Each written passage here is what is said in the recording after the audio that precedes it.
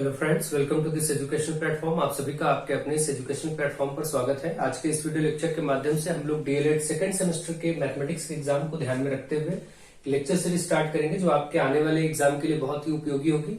तो उस क्रम में हम लोग अभी देख रहे हैं, कुछ आपके सामने बहुविकल्पीय प्रश्न लिखे गए हैं जो कि बहुत ही महत्वपूर्ण है, जो पिछले वर्षों के प्रश्न पत्र में पूछे भी गए हैं 2022 में, 21 में, इस तरीके से। तो आप इनको अपना प्रिपेयर कर लीजिए और इनके कॉन्सेप्ट्स को सीखिए। हर बार क्वेश्चन के साथ कॉन्सेप्ट को सीखने में ध्यान देंगे तो कोई भी एग्जाम में उससे रिलेटेड क्वेश्चन आएगा तो बहुत ही आसानी से आप उसको डील कर पाएंगे।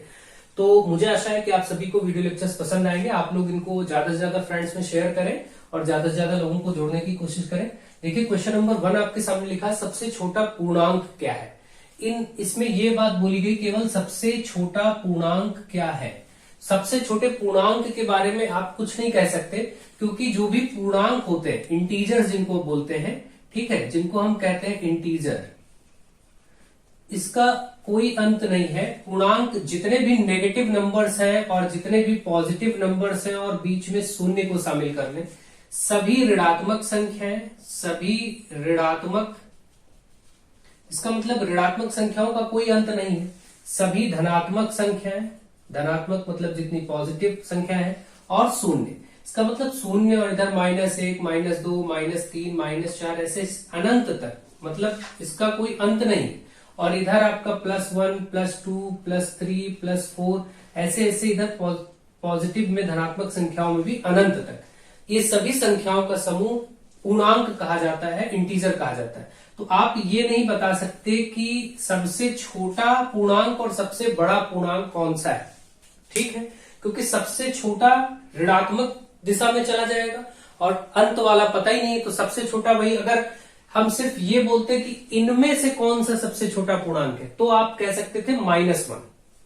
या हम आपको ऑप्शन दें कि भाई -8, 0, 2, 3, 7, -2, -9 में कौन सा सबसे छोटा है, तो आप कहेंगे ऋणात्मक में जो जितना बढ़ता जाएगा वही सबसे छोटा होगा, -9 सबसे छोटा है, ठीक है। लेकिन जब हम कहें केवल इनमें से, ऑप्शन हो, लेकिन यहां पर क्या बोला, सबसे छोटा पूर्णांक। सबसे छोटा पूर्णांक आप बता ही नहीं सकते, क्योंकि वो ऋणात्मक दिशा में अनंत तक जाएगा। सबसे बड़ा पूर्णांक भी आप नहीं बता सकते, क्योंकि वो धनात्मक दिशा में सबसे अंत तक जाएगा। तो ये बात ध्यान रखें, इसका आंसर जो होगा वो इनमें से कोई नहीं होगा। ऐसे क्वेश्चन आ जाते हैं और अक्सर आप लोग ध्यान नहीं देंगे तो गलतियां भी हो जाएंगी, कई बार ऐसे क्वेश्चन आ जाते हैं। तो बेसिक्स पर काम करना है, बेसिक चीजें बहुत ध्यान से सीखना है, इसीलिए कॉन्सेप्ट पर ध्यान दीजिए। और बाकी इन क्वेश्चंस को तो आप जब कॉन्सेप्ट अच्छा होगा तो बहुत आसानी से कर ही लेंगे, ठीक है। अब इसके बाद अगला क्वेश्चन देखते हैं और अगला क्वेश्चन समझने की कोशिश करते हैं। नेक्स्ट क्वेश्चन आपके सामने लिखा है, जिसमें कहा गया है कि उस समबाहु त्रिभुज का क्षेत्रफल क्या होगा जिसका परिमाप 3 मीटर हो। अब देखिए, परिमाप समबाहु त्रिभुज क्या होता है ये आप सभी जानते हैं, जिसकी तीनों भुजाएं बराबर हो। ऐसा त्रिभुज जिसकी तीनों भुजाएं बराबर हो और तीनों ही कोण बराबर होते हैं, जो कि प्रत्येक 60-60 डिग्री का भी होता है। ये सब बेसिक पॉइंट्स आपको पता ही होते हैं। इसका जो परिमाप होता है, परिमाप मतलब बाहरी भुजाओं की माप, जैसे ये 7 सेंटीमीटर भुजा हो तो तीनों ही 7, 7, 14, 7, 21 हो जाएगा, जोड़ के परिमाप मिलता है। तो परिमाप हमेशा क्या होता है, 3 गुणे भुजा, हम इसको 3a लिख देते हैं। a का मतलब भुजा ही मान लिया, अगर ये a है तो ये भी a होगा, ये भी a होगा, तो जोड़ के आपको पता है कितने मिलेंगे, 3 है। तो इसी से सूत्र बना परिमाप। समबाहु त्रिभुज की बात हो रही है, समबाहु जिसको इक्विलेटरल ट्रायंगल कहते हैं, समबाहु त्रिभुज का परिमाप 3a। समबाहु त्रिभुज का अगर क्षेत्रफल कहा जाए तो √3/4 इंटू भुजा का स्क्वायर, भुजा की घात 2। इसी तरीके से एक इसकी समबाहु त्रिभुज की ऊंचाई भी पूछ लिया जाता है। कई बार ये प्रश्न आ जाता है कि समबाहु त्रिभुज की ऊंचाई, इस ऊंचाई पूछने का मतलब ये है कि ये यहां से अगर परपेंडिकुलर 90 डिग्री पे ड्रॉ करें तो ये क्या होगा, इसको हाइट या ऊंचाई ऐसे बोलते हैं। तो इसमें इसकी ऊंचाई होती है √3/2 गुणे भुजा। ये 2-3 सूत्र आप याद रखिए, बस इनसे रिलेटेड कुछ भी पूछा जाए आप कर पाएंगे। तो अब देखते हैं, जो आपसे पूछा गया, पहले परिमाप दिया गया तो आप परिमाप का ही सूत्र लगाइए। यहां ये आप अपना ध्यान रखिए, पहले परिमाप दिया गया तो परिमाप 3 गुणे भुजा होता है। तो अब हम क्या करेंगे, परिमाप यहाँ 3 दिया, 3 रख देंगे, परिमाप के प्लेस पर 3 दिया हुआ है, 3 मीटर, तो यहाँ 3 रख दिया। और इधर सूत्र में 3 गुणे भुजा है, ये गुणे में है तो इधर बटे में हो जाएगा, 3/3 कट के 1 हो जाएगा। इसका मतलब आपको जो भुजा मिल गई वो 1 मीटर मिल गई, 1 आ गया ना, 3 एकम 3। तो 1 मीटर भुजा है। अगर 1 मीटर भुजा है तो अब हम क्षेत्रफल बताना है, क्षेत्रफल का सूत्र लगा देंगे, √3/4 गुणे भुजा स्क्वायर। भुजा स्क्वायर मतलब यहां रखेंगे 1 का स्क्वायर, 1 का स्क्वायर 1 ही रहेगा तो सिर्फ सिंपली √3/4 आ जाएगा। और क्योंकि मीटर में इसलिए मीटर स्क्वायर इसका, क्योंकि क्षेत्रफल अगर भुजा सेंटीमीटर में होता तो सेंटीमीटर स्क्वायर आता, मीटर में था इसलिए मीटर स्क्वायर आएगा। तो दोनों ऑप्शन है आपके पास, ऑप्शन बी इसका राइट आंसर होगा, जो कि √3/4 मीटर स्क्वायर दिया था ये वाला। ठीक है, तो मुझे आशा है आपको ये बात समझ में आ गई होगी कि इसको कैसे सॉल्व करना है। अब चलिए देखते हैं अगला क्वेश्चन और आगे बढ़ते हैं, इसको सीखते हैं। ये सारी बेसिक चीजें आप ध्यान रखिए, ऐसे प्रश्न लघु 3 में भी आते हैं और अति लघु में भी आते हैं, यहाँ पर बहुविकल्पी में दे दिया गया है। क्वेश्चन नंबर 3, निम्न में अभाज्य संख्या क्या है? अभाज्य जिसको आप इंग्लिश में प्राइम नंबर्स कहते हैं, प्राइम नंबर्स या रूढ़ संख्या भी कहते हैं, अभाज्य को रूढ़ संख्याएं भी कहते हैं। तो अभाज्य या रूढ़ संख्या क्या होती है? ऐसी संख्या है जिनका गुणनखंड या तो 1 होगा या वो संख्या स्वयं होगी, मतलब 1 या उस संख्या स्वयं के अलावा कोई गुणनखंड ना हो। जैसे हम बात करें 3 की, तो 3 या तो 1 से कटेगा और या फिर 3 अपने आप से 3 एकम 3 कटेगा। ऐसे ही 5 की बात करें तो 5 या तो 1 से कटेगा या फिर 5 एकम 5 और किसी अन्य संख्या से नहीं कटेगा। ऐसे ही 7 को देख लें तो 1 से कटेगा या फिर स्वयं से कटेगा। यानी जिसका गुणनखंड या तो 1 हो या फिर वह संख्या स्वयं हो, उस संख्या को अभाज्य संख्या कहते हैं। अब 9 के बारे में देखिए, 1 से कट जाएगा और अपने आप से भी कटेगा 9 से, इसके साथ साथ ही 3 से भी कट जाएगा, 3 तिहाई 9, तो इसलिए 9 अभाज्य संख्या नहीं मानी जाती। इसीलिए सबसे छोटी अभाज्य संख्या 2 होती है। देखिए 2 1 से कटेगा और 2 अपने आप से भी कटेगा। सबसे छोटी अभाज्य संख्या पूछा जाए तो आप आंसर करेंगे 2। सबसे छोटी अभाज्य संख्या 2 एकमात्र ऐसी सम संख्या है जो अभाज्य है। देखिए इसके बाद 3 5 आएगा, 7 आएगा, 9 होता नहीं, फिर 11 होगा, फिर 13 होगा अभाज्य संख्याओं में, लेकिन कोई सम संख्या नहीं, क्योंकि इस 2 के अलावा कोई भी सम संख्या आप लेंगे 4 6 8 10 ऐसे कुछ भी, वो कम से कम 2 से तो कट ही जाएगा। इसलिए ये सब अन्य कोई भी सम संख्या 2 के अलावा अन्य कोई भी सम संख्या अभाज्य नहीं होती, और सबसे छोटी अभाज्य संख्या 2 को ही कहा जाता है, माना जाता है। तो ये सब बेसिक पॉइंट्स आपको ध्यान रखने हैं। इस तरीके से आपने यहां पर देखा अभाज्य क्या है। अब हम ऑप्शंस को चेक करते हैं और ऑप्शन में देखते हैं कि इस दिए गए ऑप्शन में क्या होगा। जैसे 8 तो आप जानते ही हैं कि ये भाज्य है, तो ये वाला ऑप्शन तो ऐसे ही खत्म, 8 2 4 7। 11 2 और 3 यहां पर सारे ऑप्शन देखिए अभाज्य है। 2 आपको पता ही है, 3 पता ही है, 11 भी किसी और से नहीं कटता।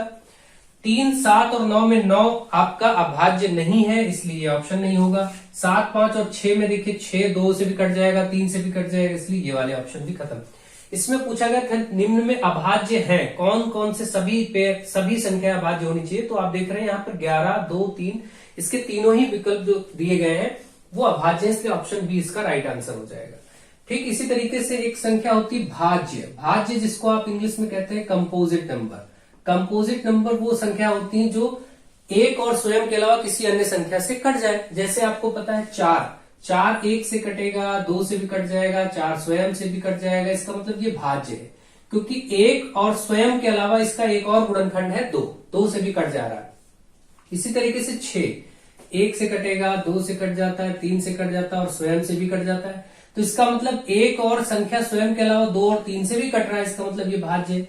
सबसे छोटी भाज्य संख्या 4 को माना जाता है, ध्यान रखें, सबसे छोटी अभाज्य 2, सबसे छोटी भाज्य संख्या 4 को कहा जाता है। ये सब बेसिक पॉइंट्स हैं, इनको ध्यान रखें, क्योंकि कभी अभाज्य आया तो कभी भाज्य पर भी बात हो सकती है और इस तरीके से कोई भी क्वेश्चन आपसे पूछा जा सकता है, तो आपको बेसिक्स मालूम होने चाहिए। अगला क्वेश्चन, क्वेश्चन नंबर 4, परिमेय संख्या -3/4 का योगात्मक एवं गुणात्मक प्रतिलोम क्या होगा। ध्यान रखिए यहां पर प्रतिलोम शब्द आया है।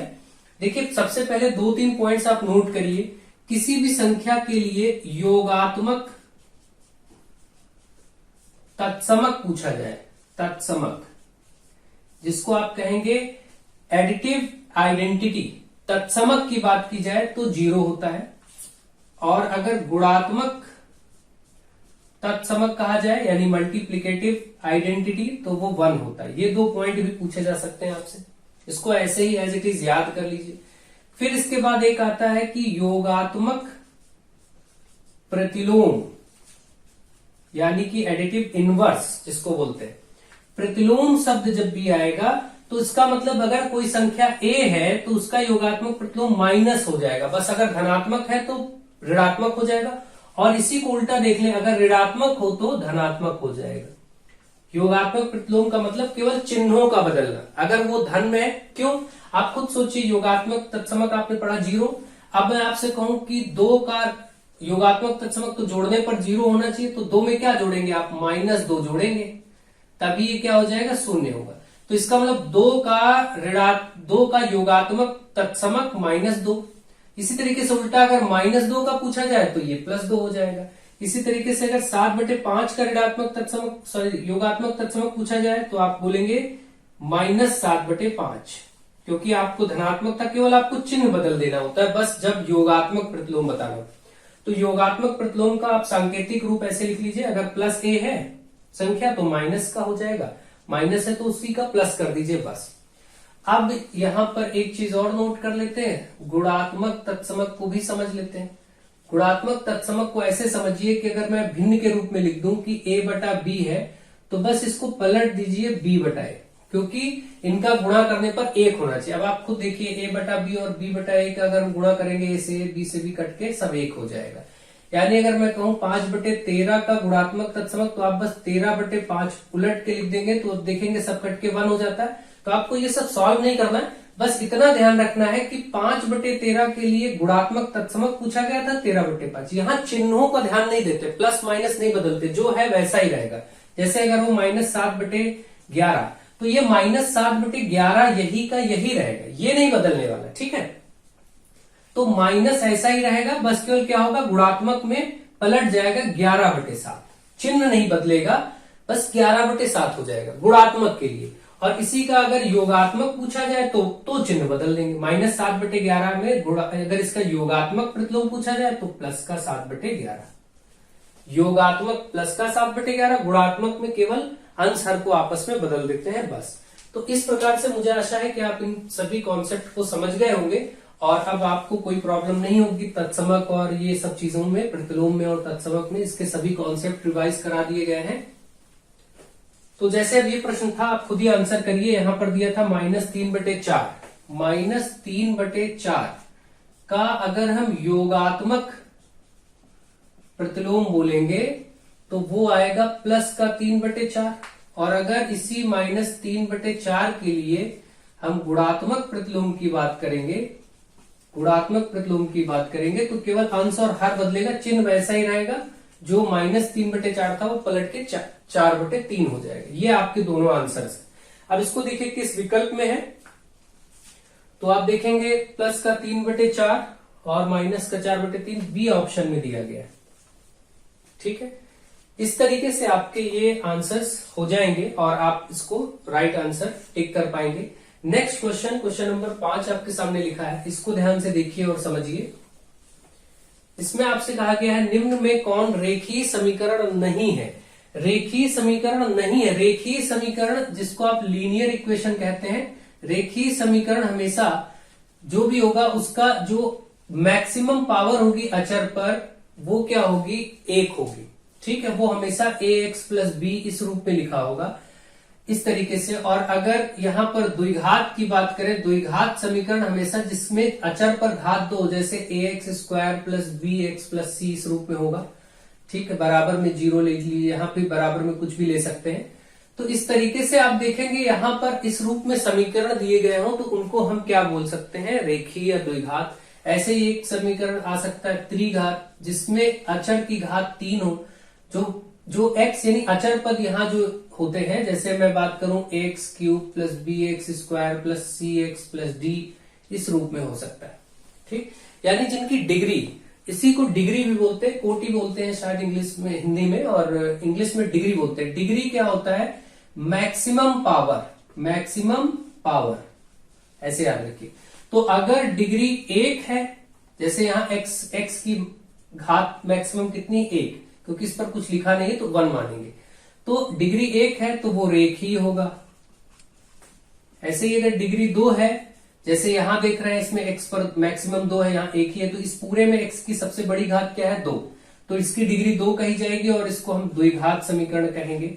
यहाँ इस वाले में देखें सभी पदों में तो x का सबसे बड़ा घातीय मान यहाँ पर दिख रहा है 3 में, डिग्री अगर 3 है तो हम उसको त्रिघात या क्यूबिक इक्वेशन कहते हैं इंग्लिश में।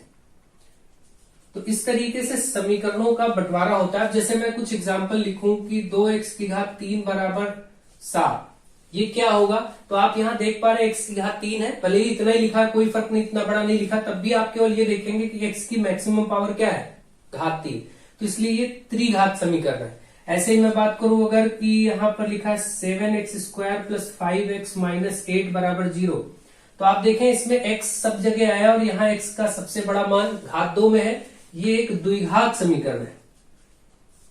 अगर मैं आपसे बोलूं कि 3x माइनस 8 बराबर 0 लिखा है, तो यहाँ सिर्फ x की एक ही पावर है। अब x y कुछ भी हो सकता है, जैसे लिखा जाए 5y माइनस 7 बराबर 0, तो यहाँ y मान लेंगे x की जगह। ऐसे ही कुछ लिखा हो 8p माइनस 11 बराबर 0 या प्लस 11 बराबर 0, कुछ भी, तो यहाँ p भी आपका अचर पद ही है। तो ये सब समीकरण ही है, बस यहाँ p की घात देख लेंगे, इनमें सब में एक ही घात है, तो ये सभी रेखीय है। ये क्या है, रेखीय है, रेखीय समीकरण। तो इसमें कहा था निम्न में कौन रेखीय समीकरण नहीं है। अब आप खुद ही देखिए, ये वाला रेखीय है क्योंकि x की घात एक ही है इसमें। इस वाले में देखिए x 3x और यहाँ 2x, x पर सब एक ही दिख रहा है, ये भी रेखीय है। ये वाला रेखीय नहीं है, यानी आपके लिए जो सही आंसर है वो ऑप्शन सी होगा। इस प्रश्न का सही उत्तर है ऑप्शन सी, क्योंकि ये द्विघात समीकरण है, इसमें 2x स्क्वायर आया है, ठीक है, और ये भी सिर्फ x एक ही बार है, इसलिए ये एक ही रेखीय समीकरण माना जाएगा। इन्होंने कहा था कौन रेखीय समीकरण नहीं है, तो क्योंकि ये द्विघात समीकरण है इसलिए ये रेखीय नहीं, बाकी के तीनों रेखीय समीकरण माने जाएंगे। तो मुझे आशा है आपको रेखीय समीकरण, द्विघात, त्रिघात समीकरण समझ में आ गया होगा। इन पर रिलेटेड यदि कुछ पूछा जाता है तो आप सही उत्तर कर पाएंगे, मुझे ऐसी आशा है। तो आपको यदि वीडियो लेक्चर्स पसंद आ रहे हैं तो आप अभी अपने सभी फ्रेंड्स में शेयर करें और इन सभी मित्रों को जोड़ें, और क्वेश्चंस लेकर के अभी हम लोग अभ्यास कार्य करेंगे। और एक आपको सूचना दे देते हैं कि यदि आप में से कई कुछ बच्चे लाइव बैच ज्वाइन करना चाहते हो एप्लीकेशन के माध्यम से, तो आप सभी मुझसे 9918296179 नंबर पर कांटेक्ट करें। ये व्हाट्सएप नंबर भी है और कॉल भी कर सकते हैं, ये मेरा ही नंबर है 9918296179। इसमें कांटेक्ट करके आप सभी अपना रजिस्ट्रेशन करा सकते हैं और आफ्टर दिवाली आपके एग्जाम तक यानी दिसंबर तक के लिए एक बैच चालू किया जाएगा, जो कि 1 महीने रोज 1 घंटे की तो मिनिमम क्लास होगी और आप सभी को एक अलग से ग्रुप पे जोड़ा जाएगा। तो जो लोग एडमिशन लेना चाहते हो इस नंबर पे कांटेक्ट करके आप एडमिशन ले सकते हैं और आप अपने मित्रों को बता सकते हैं, उन्हें सूचित कर सकते हैं। तो चलिए आगे बढ़ते हैं और प्रश्नों को भी सीखते हैं। अब आपके सामने क्वेश्चन नंबर 6 है। देखिए क्वेश्चन नंबर 6 में आपसे क्या कहा गया है, -24/25 के समतुल्य संख्या क्या है, इक्विवेलेंट नंबर। समतुल्य संख्या का कॉन्सेप्ट ये होता है कि दिए गई संख्या को आप सरलतम रूप में कर लीजिए तो वह संख्या उसके समतुल्य संख्या होगी, या किसी दी गई छोटी संख्या को, जैसे मैं ऐसा कहूं कि एक संख्या 3/5 है, इसमें हम क्या करें, ऊपर नीचे 2 से गुणा कर दें तो ये बन जाएगा 6/10। तो आप देखेंगे जो 3/5 है वही 6/10 भी है, क्योंकि इसको हम कट करेंगे फिर से 2 3 6 2 5 10 वही आ जाएगा। तो 3/5 के ऊपर नीचे अंश और हर में अगर हम समान संख्या से गुणा करके कोई संख्या प्राप्त करते हैं तो वो इसकी समतुल्य संख्या होगी। या दूसरे शब्दों में अगर हम इसी को फिर से काट दें 2 3 6 2 5 10 तो सरलतम रूप में फिर से 3/5 मिल जाएगा, मतलब 3/5 6/10 ये समतुल्य संख्या हुई। ऐसे ही अगर ये 2/5 लिखा है, मैं यहाँ पर 8 से गुणा कर दूं ऊपर नीचे तो 2 8 16 और ये 8 5 40, 16/40 क्या होगा, ये 2/5 की समतुल्य संख्या होगी और 16/40 की समतुल्य संख्या 2/5 भी कह सकते हैं। 2/5 का 16/40, क्योंकि इसको फिर से काटेंगे तो यही 2/5 मिल जाएगा। तो इस तरीके से अगर हम इसको सरल करें, सरलतम रूप में लिखें तो ये 3 से कटेगा, 3 और 24 और यहाँ पर 25 लिख गया है। मुझे उम्मीद है कि यहाँ पर थोड़ा सा मिस्टेक हुई है, ये 25 नहीं था, आपका पूछा गया प्रश्न है ये 45 था, तो यहाँ पहले 45 कर लीजिए। अब आप देखिए 3 और 24 और यहाँ पर 3 से कटेगा, 3 एकम 3, 3 25 15, -8/15। ये जो -8/15 आया है ऑप्शन बी आपको दिख रहा है, ये आपका समतुल्य संख्या है, ठीक है। तो -24/45 था, ये पूछा गया पिछले वर्षों में प्रश्न है, तो ये इस तरीके से आपका सॉल्व हो जाएगा। मुझे आशा है आप समझ गए होंगे कि समतुल्य संख्या का कॉन्सेप्ट क्या होता है। अब ये आगे 8 और 15 कटेगा नहीं, तो यही इसका समतुल्य संख्या आ गई। इसके बाद आप देखेंगे क्वेश्चन नंबर 7, निम्न में x का मान क्या है। यहाँ पर एक त्रिभुज बना हुआ है और इस त्रिभुज की एक भुजा को बाहर बढ़ा दिया गया है और यहाँ 160 डिग्री लिखा गया है, यहाँ x लिखा गया और यहाँ पर आपका 51 लिखा गया है। देखिए ये कॉन्सेप्ट आप ध्यान से समझिए, किसी भी त्रिभुज में अगर किसी भुजा को, मान लीजिए हमने इसको बढ़ा दिया, तो ये भुज यहाँ जो भी कोण बनेगा, सपोज यहाँ पर मैं कह दूं कि 120 डिग्री बना, तो ये इसके बगल वाला, ये त्रिभुज के 3 कोण होते हैं, एक आप देख रहे हैं ये तीनों कोण, तो इसके बगल वाले कोण को छोड़ दीजिए, बाहर का जो कोण दिया है वो विपरीत बाकी के दोनों कोणों के योगफल के बराबर होता है। इसका मतलब अगर मैं कहूं कि ये 70 है तो ये अपने आप 50 हो जाएगा, क्योंकि 70-50 जितना होगा वो इसी के बराबर होगा। अब अगर ये 120 देके यहाँ का मान पूछा जाता, या x लिख दिया जाता और कहता है इसका मान क्या है, तो आप देखते x और 70 को जोड़ के 120 होना चाहिए, x और 70 को जोड़ के 120 होना चाहिए, 70 उधर जाएगा माइनस हो जाएगा 120 में और ये आंसर 50 डिग्री आ जाएगा। इसी तरीके से यहाँ का इन दोनों का योगफल इसके बराबर होगा, मतलब x और 51 को जोड़े इसको और इसको, तो 160 के बराबर होना चाहिए, क्योंकि ये कहीं भी बन सकता है, चाहे इधर से इसका ले लें या फिर इसको बढ़ा देते तो इन दोनों को ले लेते, या इसको इधर भी बढ़ा सकते थे, किसी भी एक को बढ़ा सकते हैं, कोई दिक्कत की बात नहीं। अब x बराबर 160 माइनस 51 हो जाएगा, तो ये आप देखेंगे 56 डिग्री आ जाएगा, जो कि आपका बी पार्ट में दिया गया है। इस तरीके से ऐसे क्वेश्चंस को आप सॉल्व करेंगे। कोई भी प्रश्न इस तरीके से आ जाए तो आप ये कॉन्सेप्ट ध्यान रखें कि इसका प्रयोग क्या है, बस, और कोई दिक्कत नहीं। क्वेश्चन नंबर 8, एक त्रिभुज की भुजाएं, एक त्रिभुज है जिसकी भुजाएं दी गई हैं 2 सेंटीमीटर, 3 सेंटीमीटर और 5 सेंटीमीटर, और कहा गया ये त्रिभुज कैसा होगा, समकोण त्रिभुज होगा, अधिक कोण त्रिभुज होगा, विषम बाहु होगा, या त्रिभुज संभव ही नहीं है। तो आप ध्यान रखें, ऐसे केस में एक रूल होता है कि किन्हीं भी दो भुजाओं को जोड़ने पर वही त्रिभुज बनाना संभव है, 3 भुजाओं को लेकर वही त्रिभुज बनाना संभव है जिनमें किन्हीं दो भुजाओं का योग तीसरे से बड़ा हो या दो भुजाओं का अंतर तीसरे से छोटा हो। तो जैसे हम यहाँ बात करें 2 और 3 को जोड़ते हैं तो ये तीसरे से बड़ा होना चाहिए, जबकि ये 5 ही आ गया, 2 और 3 जोड़ के इसके बराबर आ गया।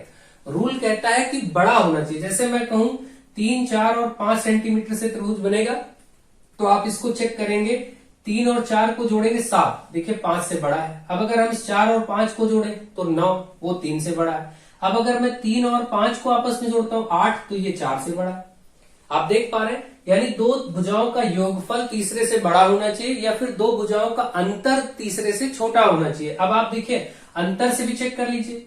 जैसे अगर हम बात करें 3 और 5 का अंतर 2 होगा, 4 से छोटा है। 4 और 3 का अंतर 1 होगा, 4 में 3 घटाएंगे, 5 से छोटा है। 5 और 4 का अंतर 1 होगा, 3 से छोटा है। तो चाहे अंतर या योगफल दोनों के लिए नियम ये होता है, उन्हीं त्रिभुज की भुजाओं से त्रिभुज की रचना की जा सकती है जिनकी दो भुजाओं का योग तीसरे से बड़ा हो या दो भुजाओं का अंतर तीसरे से छोटा हो। यहां पर 2 और 3 को जोड़ के 5 आ गया, बड़ा नहीं बल्कि बराबर आ गया, तो ये पॉसिबल नहीं है, मतलब इन भुजाओं के साथ त्रिभुज संभव नहीं है, और ये अक्सर पूछा जाता है। कई बार ये प्रश्न जैसे 3, 5 और 8 सेंटीमीटर लेके दे दिया, तो आप देखेंगे 3 और 5 8 ही हो रहा है, तो ये संभव नहीं है। अभी यहाँ पर 7 होता तो आप देखते, अब 3 और 5 जोड़ा 8 हो गया, इससे बड़ा है। 5 और 7 12, इससे बड़ा है। 7, 3, 10, इससे बड़ा है। ये त्रिभुज संभव है, क्योंकि यहाँ पर दो भुजाओं का योग तीसरे से बड़ा है और दो भुजाओं का अंतर तीसरे से छोटा है, इसलिए ये 3, 5, 7 संभव है, लेकिन 3, 5, 8 संभव नहीं है। 3 सेंटीमीटर, 5 सेंटीमीटर, 8 सेंटीमीटर के साथ कोई त्रिभुज की रचना नहीं हो सकती। मुझे आशा है कि आप ये कॉन्सेप्ट भी समझ गए होंगे कि कोई त्रिभुज कैसे किन्हीं भुजाओं से, दी गई भुजाओं से निर्मित किया जाता है। इसके बाद अगला क्वेश्चन नंबर 9, यहां पर आपको दिया गया 2 पर x+1 बराबर यहां पर दिया गया है 16, और आपसे कहा गया इसमें x कितना होगा। तो आप देखिए यहां पर इसकी घातों को बराबर कर लीजिए, 2 पर x+1, और इसको हम कह सकते हैं 2 की घात 4, क्योंकि 16 होता है 2 गुणे 2 गुणे 2 गुणे 2 4 बार। अब एक रूल होता है कि अगर a की घात m है और दूसरी तरफ बराबर वही संख्या उस पर घात दूसरी है, मतलब आधार बराबर है, जो आधार यहाँ हो वही यहाँ हो, जैसे यहाँ 2 यहाँ भी है 2 यहाँ भी है, तो इनकी घातें भी बराबर होती हैं, मतलब आप इनको भी बराबर लिख सकते हैं, m और n को, घातों की संख्या को। तो अगर ये आधार बराबर है, बीच में बराबर लगा है, तो ये जो संख्या आप देख रहे हैं यहाँ पर, इनको आप बराबर लिख सकते हैं, मतलब x+1 बराबर 4। अब 1 उधर जाएगा तो x 4 में 1 कम होगा तो x बराबर 3 आ जाएगा इस प्रश्न का उत्तर। और यहां से इसका ऑप्शन 3 यानी बी पार्ट राइट आंसर हो जाएगा इस प्रश्न के लिए। तो मुझे आशा है आपको ये प्रश्न भी समझ में आ गया। और ऐसे बहुत से प्रश्न अक्सर पूछे जाते हैं इन रूल पर आधारित। अगला क्वेश्चन है क्वेश्चन नंबर 10, 21 की अनुवर्ती 21 संख्या की अनुवर्ती, देखिए सक्सेसिव और प्रीसेसर पर बात होगी। अनुवर्ती मतलब सक्सेसिव बढ़ करके, अनुवर्ती हमेशा +1 करके मिलता है और पूर्ववर्ती, अनुवर्ती को उत्तरवर्ती भी कहते हैं, ये ध्यान रखें। उत्तरवर्ती कहे या अनुवर्ती एक ही बात है। तो पूर्ववर्ती -1 करके मिलता है। जैसे आपसे कहा जाए 7 की अनुवर्ती तो +1 कर दीजिए 8, 7 की पूर्ववर्ती तो इसमें 1 कम कर दीजिए 6। ऐसे कहे -16 की अनुवर्ती तो आप +1 करेंगे तो माइनस प्लस, आपने +1 ही किया है अनुवर्ती बताने के लिए, लेकिन ये -16 है तो प्लस माइनस माइनस, इसका -15 होगा। बड़ी संख्या के आगे माइनस इसलिए -15 होगा। -16 की पूर्ववर्ती, पूर्ववर्ती में -1 करना पड़ता है। तो जब पूर्ववर्ती में -1 करेंगे तो आप देखेंगे माइनस माइनस प्लस 16 1 17, लेकिन बड़ा संख्या का चिन्ह, दो ऋणात्मक संख्याएं जब जुड़ती हैं तो माइनस में ही आता है, तो -17। ऐसे 21 का अनुवर्ती 1 बढ़ाएंगे 22, इसका भी अनुवर्ती मतलब 1 और बढ़ाएंगे भाई, +1 करेंगे फिर +1 करेंगे तो यहां पहुंच जाएंगे। इस तरीके जैसे एक प्रश्न हो -32 का अनुवर्ती तो -32 में +1 करेंगे तो प्लस माइनस माइनस होगा -31, फिर इसका अनुवर्ती तो +1 करेंगे तो आप देखेंगे -30। तो अगर ऋणात्मक संख्या आप करेंगे +1 ही, जो आएगा वो देखा जाएगा। बस आपको ये कॉन्सेप्ट पता होना चाहिए अनुवर्ती और पूर्ववर्ती का प्लस और माइनस के साथ कैसे करेंगे। तो मुझे आशा है आपको ये सारी चीजें समझ में आ गई होंगी और आपको डिटेल में चीजें क्लियर हो गई होंगी। इसके अलावा आपको लेक्चर्स प्रोवाइड किए गए हमारे चैनल पर, प्लेलिस्ट में आप जाकर के देखेंगे तो आपको सेकंड सेमेस्टर के चैप्टर वाइज सभी चैप्टर कराए गए हैं। फिर एक प्लेलिस्ट है एग्जाम स्पेशल क्लासेस के लिए, जो कि ये आपका क्लास चल रही है, ये भी उसी में आपको देखने को मिलेगा। तो उनको आप तैयार करते हैं तो आपका एग्जाम बहुत अच्छा होगा और आप बहुत अच्छे मार्क्स से पास होंगे। सो आप सभी ज्यादा से ज्यादा वीडियोस को शेयर करें, अपने फ्रेंड्स को जोड़ते रहे लगातार, और जिन भी लोगों को लाइव बैच ज्वाइन करना हो वो लोग अपना व्हाट्सएप नंबर मैंने जो बताया स्टार्टिंग में 9918, फिर से देख लीजिए 9918296179 पर मुझे कॉल करके आप रजिस्ट्रेशन करा सकते हैं। और आफ्टर दिवाली 14-15 तारीख से क्लासेस, 15 तारीख से लगभग क्लासेस स्टार्ट हो जाएंगी और आप सबको लाइव बैच से कनेक्ट कर दिया जाएगा। 1 घंटे की रोज क्लास होगी आपके एग्जाम तक या फिर दिसंबर के महीने तक। तो आप सभी चाहें तो ज्वाइन कर सकते हैं। अगर ज्यादा से ज्यादा रजिस्ट्रेशन होंगे तो हम क्लास को स्टार्ट करेंगे और आपके एग्जाम की प्रिपरेशन कराएंगे। मैथमेटिक्स को स्पेशल रूप से तैयार कराया जाएगा। So thank you to all of you.